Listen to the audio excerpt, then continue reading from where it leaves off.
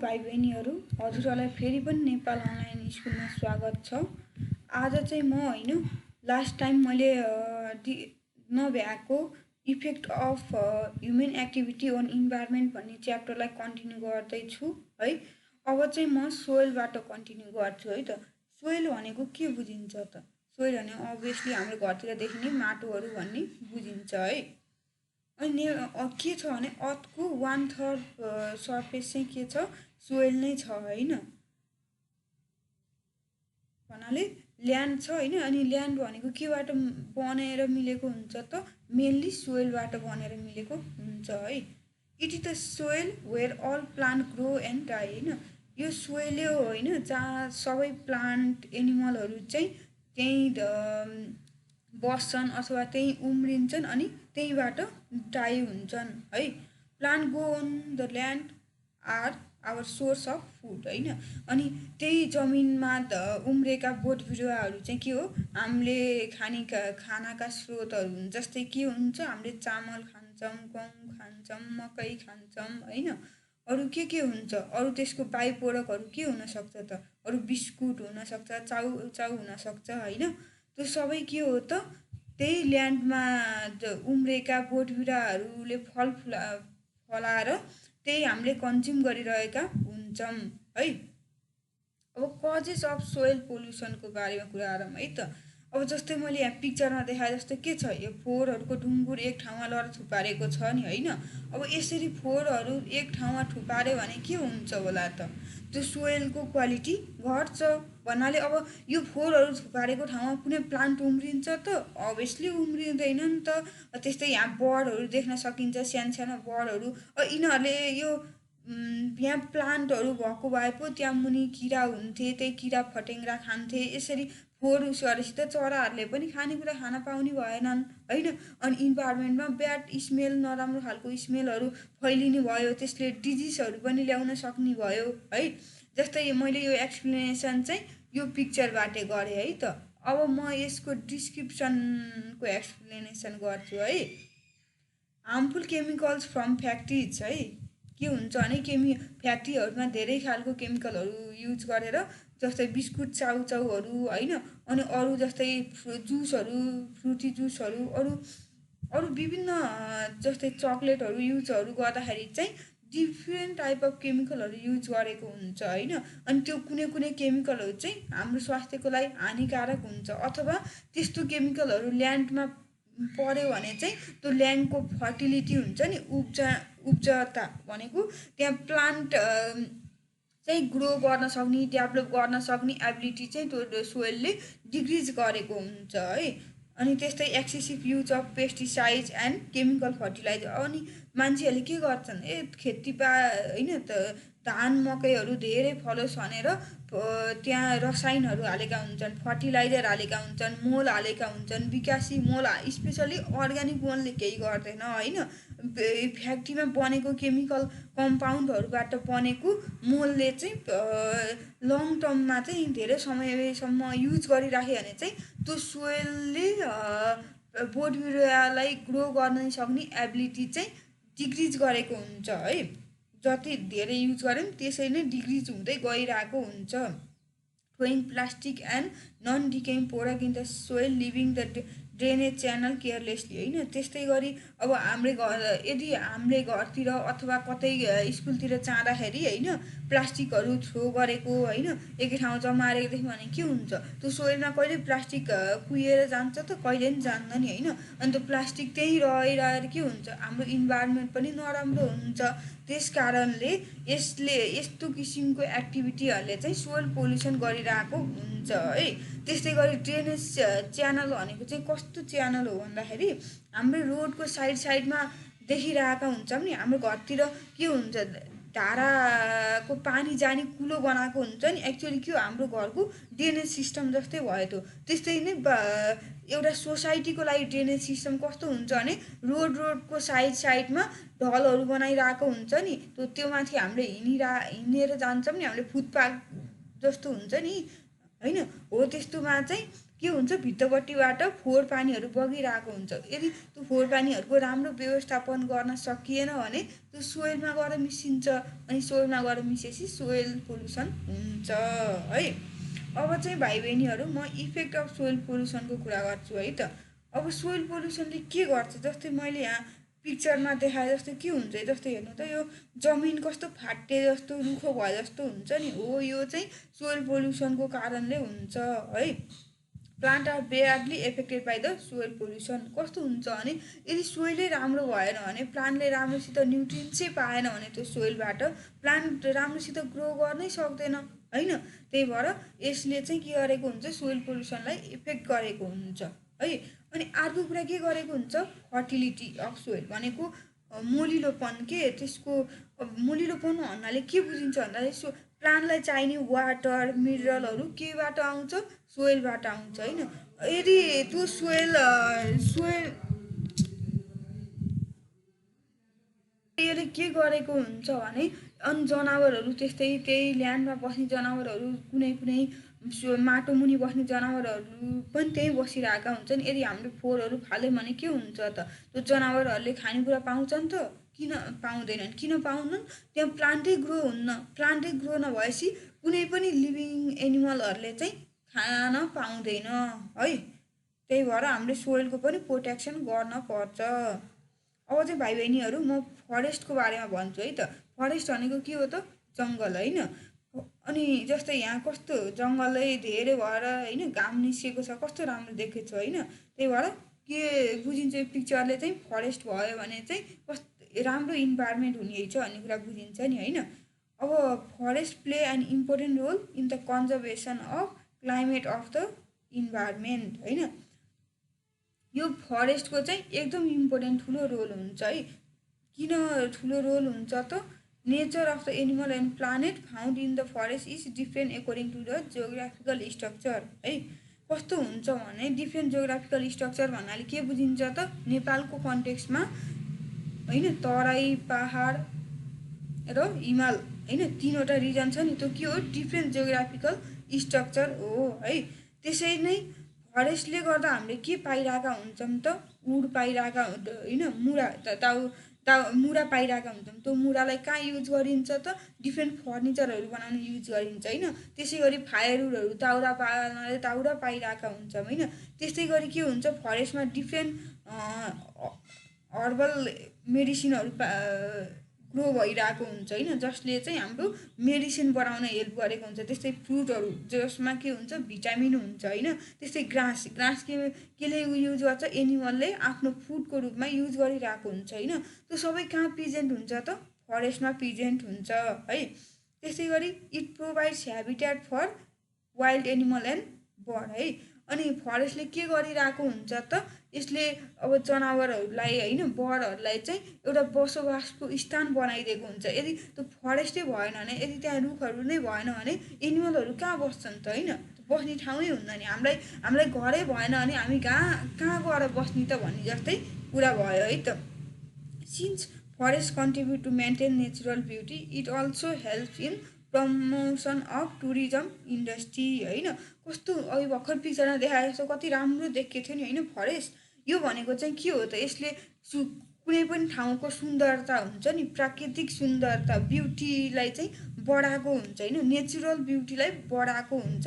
यदि जुन ठाउँमा नेचुरल ब्युटी छ त्यो ठाउँमा के हुन्छन्, पर्यटकहरू धेरै जान्छन्। पर्यटक भनेको चाहिँ त्यस्तो मान्छे हो होइन, जसले चाहिँ आफू बसेको ठाउँदेखि अर्को ठाउँमा चाहिँ भिजिट गर्न गइरहेको हुन्छ कि त्यहाँ घुम्न गइरहेको हुन्छ, हो त्यस्तो मान्छेहरूलाई चाहिँ टुरिस्ट भनिन्छ होइन। अनि टुरिज्म इन्डस्ट्री भनेको चाहिँ त्यस्तो मान्छेहरूलाई म्यानेज गर्ने, त्यस्तो मान्छेहरूलाई चाहिँ खानाहरू चाहिँ उस गर्ने, मान्छेहरूलाई चाहिँ बसोबासको व्यवस्था गर्ने होइन, गाडीहरूको व्यवस्था गर्ने इन्डस्ट्रीलाई चाहिँ के भनिन्छ, टुरिज्म इन्डस्ट्री भनिन्छ है। अनि फरेस्टको ब्युटिफुल फरेस्ट छ भने कुनै पनि एरियामा, जस्तै नेपालको कन्टेक्स्टमा के छ, कुनै नेसनल पार्क होइन, जस्तै चितवन नेसनल पार्क के छ, त्यहाँ चाहिँ धेरै राम्रो फरेस्ट छ। फरेस्ट राम्रो भएर एनिमलहरू, वाइल्ड एनिमलहरू पनि छन्। त्यही भएर के भयो, त्यो एउटा टुरिस्ट एरिया भयो, किनभने त्यहाँ मान्छेहरू त्यो जनावरहरूलाई हेर्न आइरहेका हुन्छन् है। Human activity have caused destruction of such useful forest हैन। अनि मान्छेको नराम्रो एक्टिभिटीहरूले गर्दाखेरि हैन फरेस्ट दाउरा रुखहरू काट्ने एक्टिभिटीहरूले गर्दा चाहिँ फरेस्टको डिस्ट्रक्सन भइरहेछ है। अब चाहिँ कज अफ डिफरेस्टेसन, अब त्यो फरेस्ट खत्तम हुनेको कारण के हो त होइन, फरेस्ट डिस्ट्रोय हुनेको कारण के हो त, जस्तै यहाँ पिक्चरमा देखाए जस्तो के हो त, मेन कारण त के हो, त्यो रुख बिरुवाहरू काटेरै हो है। अब त्यही cutting down forest for food and shelter due to the population growth होइन, के हो भने फरेस्टलाई चाहिँ आफ्नो खाना र बसोबासको लागि चाहिँ काटियो भने होइन, धेरै काटियो भने, किन काटिन्छ त, त्यो मान्छेको जनसङ्ख्या धेरै भयो भने बस्ने ठाउँ पनि धेरै चाहियो नि होइन, त्यही भएरलाई फरेस्टलाई काटिरहेका हुन्छन्। तर के हुन्छ, काटिरहने क्रममा चाहिँ फरेस्ट डिस्ट्रोय भइरहेको हुन्छ नि त होइन। त्यस्तै अर्को के छ, smuggling of would and poaching of wild animal होइन, कस्तो भने त्यो अब अनि इलिगल्ली के होइन, कसैलाई थाहा नदिकन जङ्गलमा गएर रुखहरू काटियो भने अनि एनिमलहरू मारियो भने चाहिँ हो, त्यस्तो कारणले पनि फरेस्ट डिस्ट्रोय भइरहेको छ है। अनि grazing the domestic animal in the forest and letting them untame forest fire होइन, कस्तो भने अब जनावरहरूलाई होइन, घरबाट जनावरहरूलाई जङ्गलमा गएर चर्न दियो भने होइन, अनि फरेस्ट फायरहरू चाहिँ के भने डढेलोहरू के जङ्गलमा लाउने डढेलोलाई अझै लाउन दियो भने चाहिँ के हुन्छ, त्यो फरेस्ट चाहिँ डिस्ट्रोय हुन्छ है। अब इफेक्ट अफ डिफरेस्टेसन के हुनसक्छ त, जस्तै यहाँ के देखियो पिक्चरमा, एउटा बियर चाहिँ काटेको मुढामाथि बसे होइन, यो भने के हो, बिचरा त्यो रुख अलि राम्रो रुख भए त त्यो राम्रोसित बस्न सक्थ्यो होइन, यसलाई कति गाह्रो भइरह अहिले होइन बस्नलाई है। अनि अर्को कुरा के हुन्छ भन्दाखेरि, अब सबै फरेस्टहरू काट्यो होइन, यहाँ रुखहरू सबै काट्यो भने के हुन्छ त, प्लान्टले अक्सिजन दिने ठाउँ भयो त, प्लान्टै नभएपछि अक्सिजनै आउन के हुन्छ, इन्भाइरोमेन्टमा कार्बन डाइअक्साइड मात्र हुन्छ, अनि कार्बन डाइअक्साइड भएपछि हामीले सास फेर्न सक्यौँ त सकेनौँ होइन। त्यही भएर किन चाहिने हिज त फरेस्ट, अक्सिजन, प्लान्टले अक्सिजन प्रड्युस गरेर हामीले सास फेर्न सजिलो होस् भनेर पनि फरेस्ट चाहिन्छ है, न त भने इन्भाइरोमेन्टमा कार्बन डाइअक्साइड मात्र हुन्छ है। अब चाहिँ भाइ बहिनीहरू होइन, म चाहिँ के को कुरा गर्छु त, अब यो डिस्क्रिप्सनको कुरा गर्छु है। Occurrence of flood, landslide, low rainfall, excessive rainfall, partially rainfall and drought होइन, कस्तो भने भन्दाखेरि यस्तो फरेस्टहरूलाई उस गरियो भने, काटियो भने के हुन्छ त, बाढी पहिरो आउँछ। किन आउँछ त, यदि रुख भएको भए पो रुखको जराले राम्रोसित समाउँथ्यो माटो, अनि त्यहाँ माटोलाई जान दिन्थेन। यदि रुखै भएन भने के हुन्छ त, त्यहाँको माटो विक हुन्छ, अनि विक भएपछि त पानी हेभी पानी आयो भने इजिली खस्छ होइन। त्यसै गरी रुख भएको भए पो ग्रिनेरी हुन्थ्यो, ग्रिनेरी भएको भए पो त्यहाँ रेगुलर रेनफल हुन्थ्यो होइन। यदि रुखै छैन भने त्यहाँ वाटर भेपरै प्रेजेन्ट हुन्न इन्भाइरोमेन्टमा, अनि रेनफलै हुन्न। देख्नुभयो त कति कुरालाई इफेक्ट पार्ने हुन्छ एउटा कुराले है। त्यही भएर हामीले फरेस्ट कन्जर्भ गर्नुपर्छ। हाम्रो हजुरहरूले पनि कसरी कन्जर्भ गर्न सक्नुहुन्छ त, हजुरहरूले देखेको होइन खाली ठाउँमा गएर रुख बिरुवा रोप्ने, अनि रोपेर मात्र हुन्न भाइ बहिनीहरू, त्यसलाई राम्रोसित स्याहार पनि गर्नुपर्छ, भन्नाले त्यसलाई ग्रो गर्नुपर्छ। जब तपाईँले त्यहाँ ग्रो गरेर होइन त्यसलाई ब्युटिफुल प्लान्टको रूपमा डेभलप गरेको देख्नुहुन्छ, तपाईँलाई पनि खुसी लाग्छ होइन। ल अनि अर्को कुरा के हो भने destruction of plant and animal होइन, अनि त्यही फरेस्ट काटेपछि के हुन्छ, एनिमल प्लान्टहरू पनि डिस्ट्रोय हुन्छ है। अनि डिक्रिज इन वाटर सोर्सेस होइन, अनि वाटरको सोर्सेस भने के हो भने रिभर हुनसक्छ, त्यहाँ पोन्ड हुनसक्छ, त्यसको क्वालिटी पनि डिक्रिज हुन्छ है, अथवा त्यो वाटर सोर्सेसहरू पनि सुक्न सक्छ, किनभने फरेस्टै भएन भने त पानी राम्रोसित नपर्न सक्छ है। Environmental pollution cause by the setting of forest fire होइन, त्यस्तै गरी त्यहाँ चाहिँ के हुनसक्छ त, इन्भाइरोमेन्टल पोल्युसन हुनसक्छ। के को कारणले, रुखमा डढेर लायो भने के हुन्छ त, आगो बल्छ, आगो बलेपछि के हुन्छ, त्यहाँबाट कार्बन निस्केको हुन्छ, अनि कार्बनले गर्दा के हुन्छ, एयर पोल्युसन हुन्छ है। त्यो यसरी हेर्दाखेरि चाहिँ एउटा कुराले धेरै कुरालाई इफेक्ट गरेको हुन्छ है इन्भाइरोमेन्टमा। अब अब चाहिँ भाइ बहिनीहरू म फ्लोड ल्यान्डस्लाइड एन्ड सोइल इरोजनको कुरा गर्छु है त। अब फ्लोड ल्यान्डस्लाइड र सोइल इरोजन जस्तो यहाँ पिक्चरमा के छ, यो गाडीहरूलाई हिँड्न कति गाह्रो भयो, किन गाह्रो भयो त, यहाँ पानी धेरै होइन धेरै माथिसम्म आइसक्यो हो, यस्तो कन्डिसनलाई के भनिन्छ त, फ्लोड भनिन्छ है, बाढी भनिन्छ। अनि ल्यान्डस्लाइड भनेको के हो त, जस्तै यहाँ चाहिँ के छ, माटोहरू छ होइन, माटो छ, पानीमाथि माटोहरू जस्तो देखा होइन, यो भनेको के हो त, पानीले माटो बगाएर ल्याएको हो है। अनि सोइल इरोजन भनेको चाहिँ अहिले म भन्दै जान्छु। जस्तै यो पिक्चरमा के छ त, यो पहाड छ नि होइन, यो पहाडको के हो, धेरै पानी परेर यो घिस्क्रियो हो कि खस्यो हो कि, त अलिकति पहाड तल खस्यो हो, यस्तो खस्ने प्रोसेसलाई के भनिन्छ त, ल्यान्डस्लाइड हुने, ल्यान्डलाई स्लाइड भयो होइन, त्यो जमिन नै स्लाइड भयो हो कि धकेलले हो, तलपट्टि धकेलले होइन, यहाँ देख्न सकिन्छ होइन, यति धकेलेर तल आयो यसको पार्ट। अनि सोइल इरोजन भनेको के हो त भनेको सर्टेन पार्टको माटो चाहिँ बगाउने के, जस्तै अब यहाँसम्म हुनुपर्ने हो नि, तर यहाँ चाहिँ के छ, बिचको माटो छैन भनेपछि कहाँ गयो त, यो सोइल इरोजन भएर गयो होइन। त्यो त्यहाँको सोइल चाहिँ हटेर गयो, केले हट्यो त, पानी धेरै परेर हुनसक्छ अथवा धेरै बाढी आएर हुनसक्छ है। When the water overflow from river or stream than normal, it is called the flood होइन। जब धेरै पानी बढ्छ, पानीको लेभल बढ्छ रिभरहरूमा होइन, अनि त्यो के हुन्छ, धेरै बढेपछि त्यसले जता बाटो पाउँछ त्यतै जान्छ। अनि त्यस्तो कन्डिसनमा के हुन्छ त, हामी बसेको ठाउँमा होइन, अथवा जुन ठाउँ चाहिँ पानी नदीहरूको नजिक छ त्यस्तो ठाउँमा चाहिँ धेरै पानी परेको बेला चाहिँ वाटर चाहिँ धेरै बगिराख्यो भने चाहिँ त्यस्तो कन्डिसनलाई चाहिँ फ्लोड भनिन्छ है। During rainfall soil become wet and heavier and slide down which is called the landslide होइन। यदि रेनफल भयो भने चाहिँ के हुन्छ भने, रेनफल भइराख्यो भने बर्खा बेला के हुन्छ, माटो चिसो हुन्छ नि त होइन, अनि एकदम धेरै भयो भने के हुन्छ, त्यो माटो धेरै विक हुन्छ होइन, पानी पाइ गर्दाखेरि विक हुन्छ, त्यसले आफैलाई त्यो रुखको जराले पनि अड्डिएको हुन्न होइन। त्यस्तो कन्डिसनमा के हुन्छ, ल्यान्ड नै स्लाइड भएर तलपट्टि जान्छ, मैले पिक्चरमा देखाएँ जस्तै है। You must have known the damage of people and the property caused by the flood and landslide होइन। Sliding of soil of surface due to the flood, landslide and rainfall is erosion होइन। त्यही sliding of soil जे पनि कारणले हुनसक्छ नि त, त्यो फ्लोडले पनि हुनसक्छ, ल्यान्डस्लाइडले पनि हुनसक्छ होइन, रेनफलले पनि हुनसक्छ हो। यो सबै sliding of soil due to different reason के होइन, जस्तै रिजनहरू भर्खर भने हो, त्यस्तो भयो भने चाहिँ त्यसलाई के भनिन्छ, इरोजन भनिन्छ है।